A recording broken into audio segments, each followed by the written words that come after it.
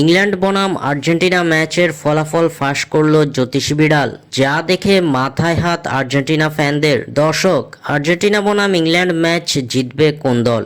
আপনাদের মতামত জানিয়ে দিন কমেন্টে। চলতি বিশ্বকাপের সেমিফাইনালে শক্তিশালী ইংল্যান্ডের বিপক্ষে মাঠে নামতে যাচ্ছে লিওনেল মেসির আর্জেন্টিনা। আটলান্টা স্টেডিয়ামে আজ রাত 1টায় ইংল্যান্ডের মুখোমুখি হবে ডিফেন্ডিং চ্যাম্পিয়নরা। চলতি বিশ্বকাপে দুর্দান্ত ছন্দে আছে ইংলিশরা। একের পর এক চমক দিয়ে সেমিফাইনালে জায়গা পাকা করে নিয়েছে থ্রি লায়ন্সরা। নকআউট পর্বে তারা একে একে হারিয়েছে মেক্সিকো ও নরওয়ের মতো দলগুলোকে।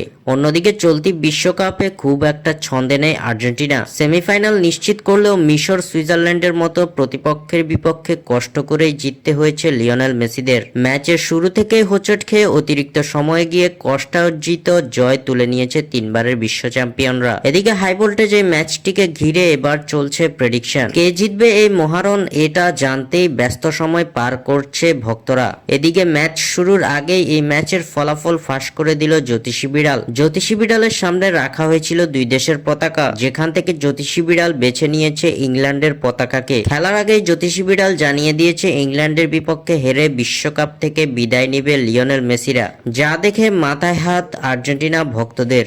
স্বাক্ষর থেকে সাদবিন ইসলাম।